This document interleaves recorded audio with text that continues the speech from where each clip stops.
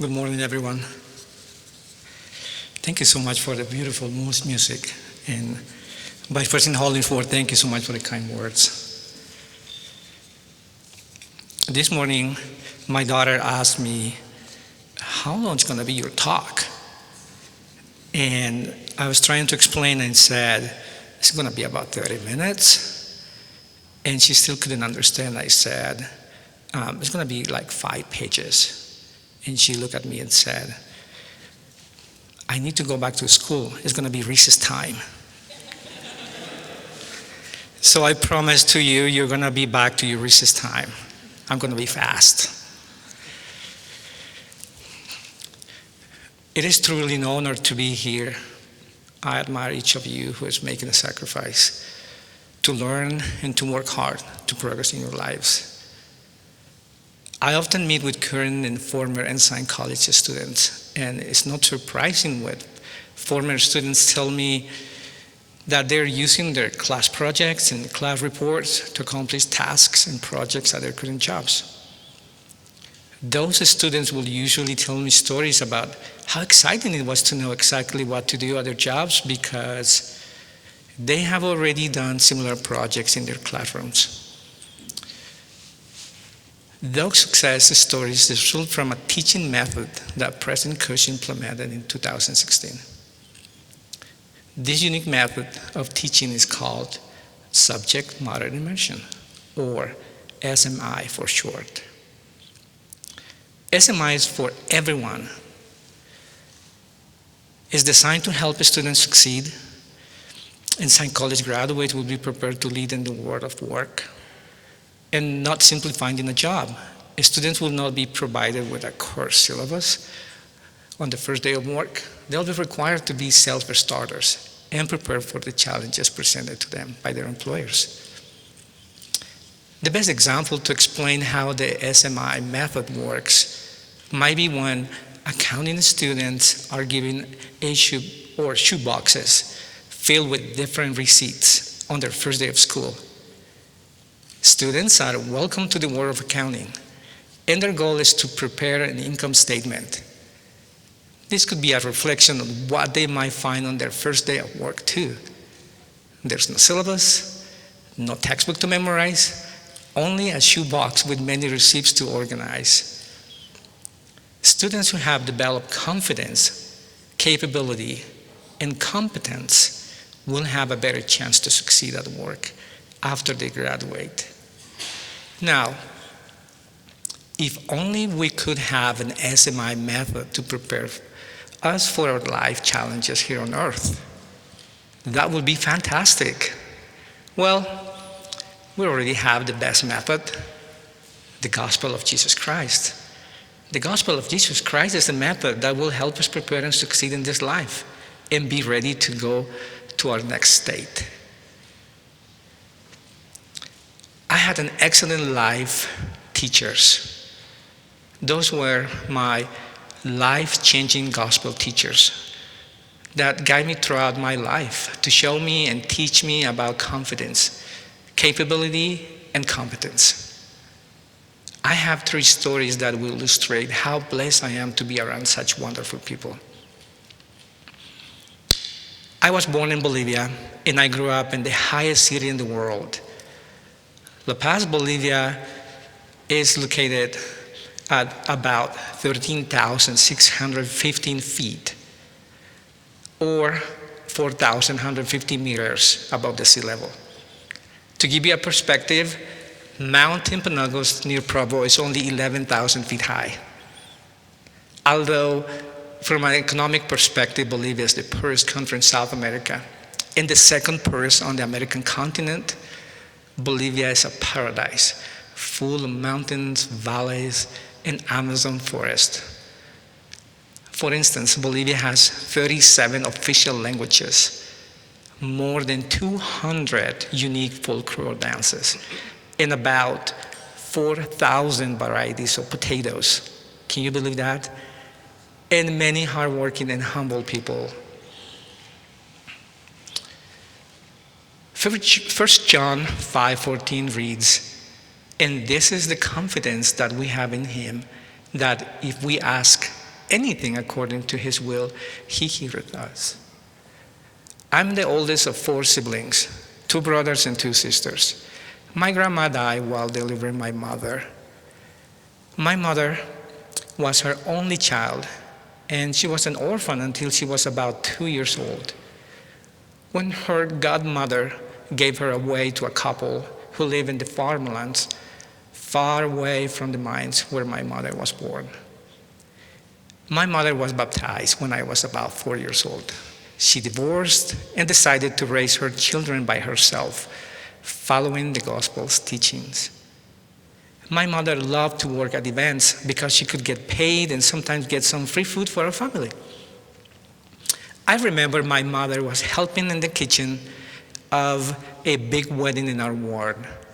At the end of the wedding reception, the bride left her wedding ring in the kitchen and forgot about it until later.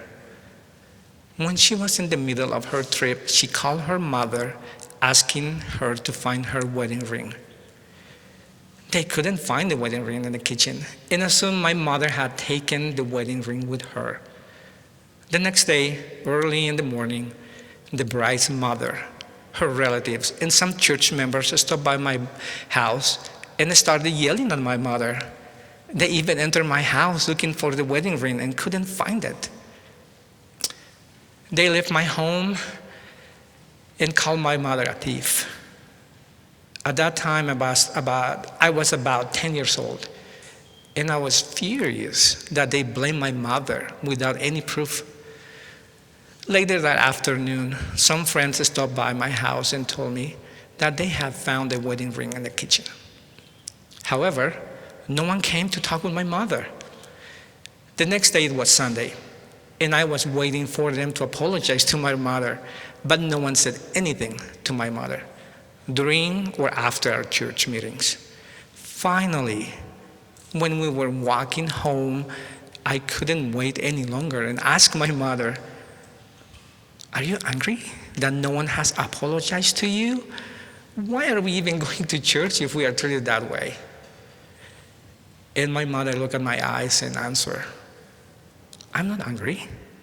Yesterday I prayed so they could find the wedding ring, and they did. I go to church every Sunday because I want to thank Jesus Christ for the food and shelter we were blessed each week." I will never forget the strong testimony, humility, forgiveness, and the confidence to trust in the Lord that my mother showed with me and with her actions that day. Moroni 7:33 reads, "And Christ had said, if you will have faith in me, ye shall have power to do whatsoever things is expedient in me." After I returned from my mission,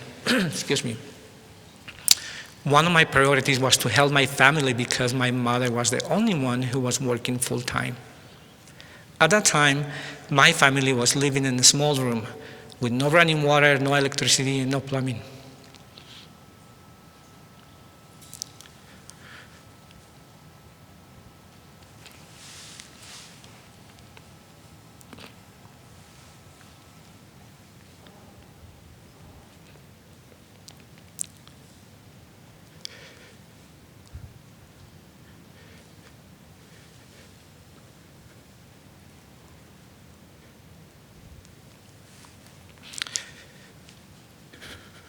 In Bolivia,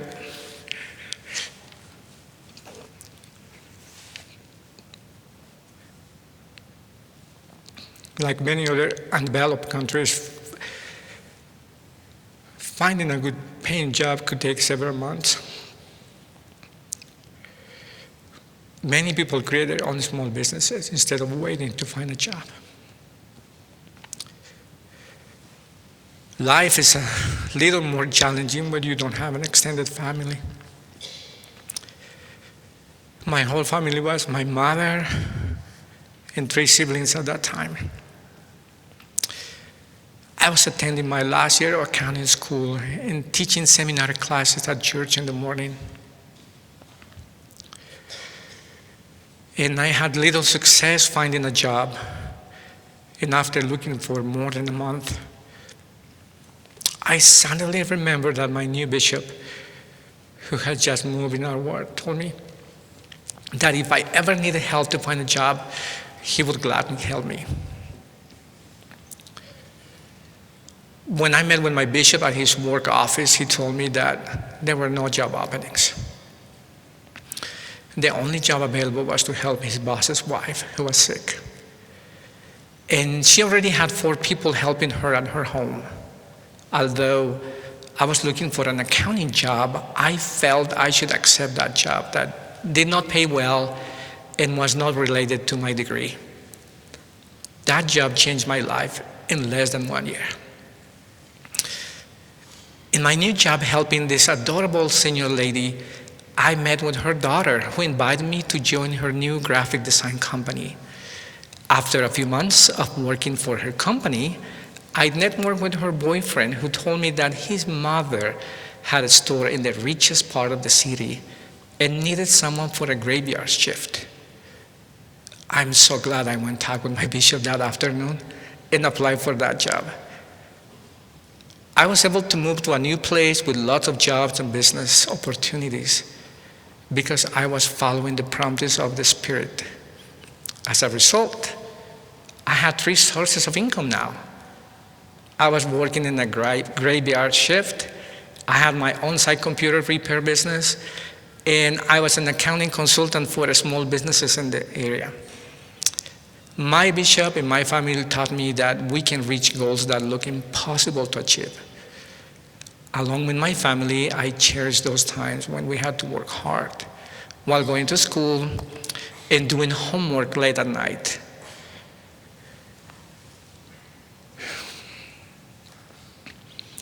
We worked together and we created family ties that will remain forever.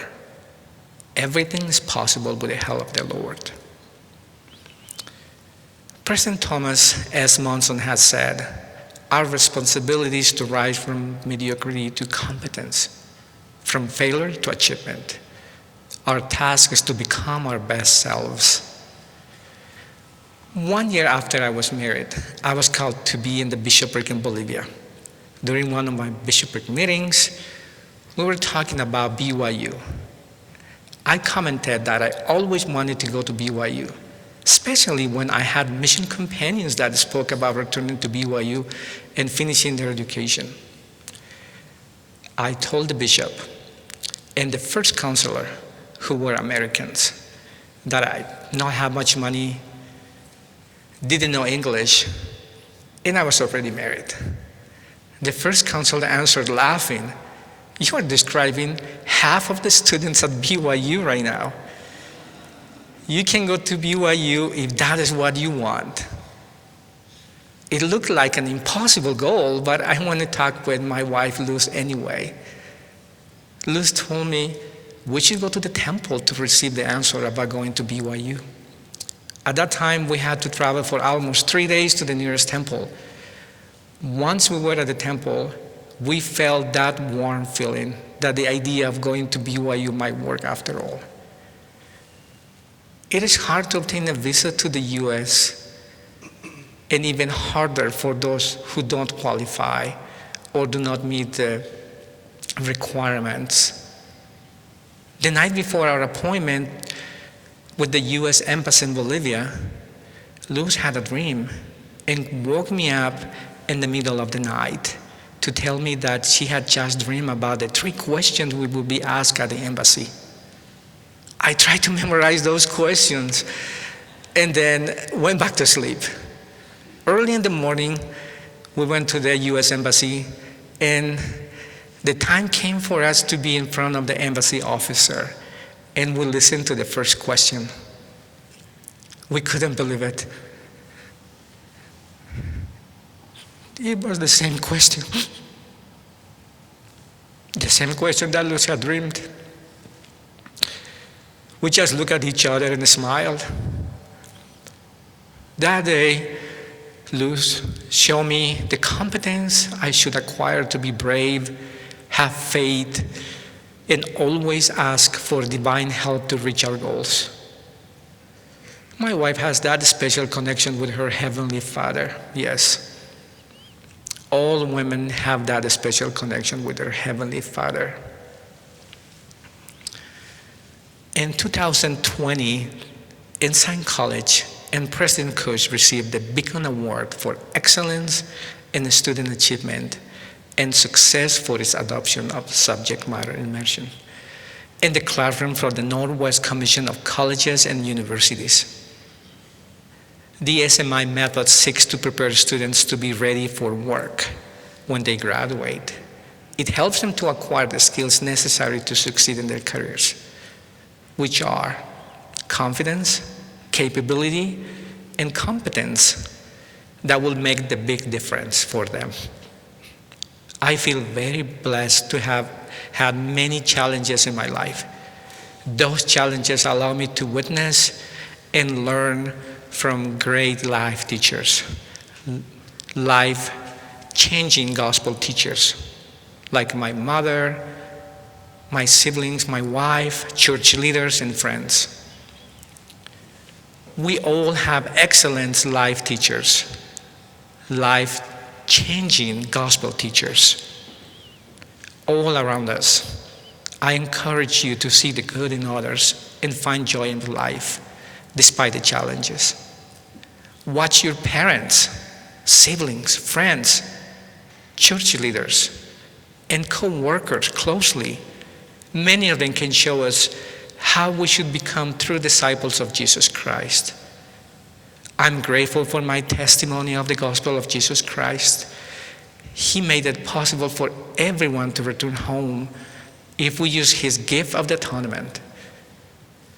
You will be able to accomplish all that the Lord has in store for you because you were designed for greatness. In the name of Jesus Christ, amen.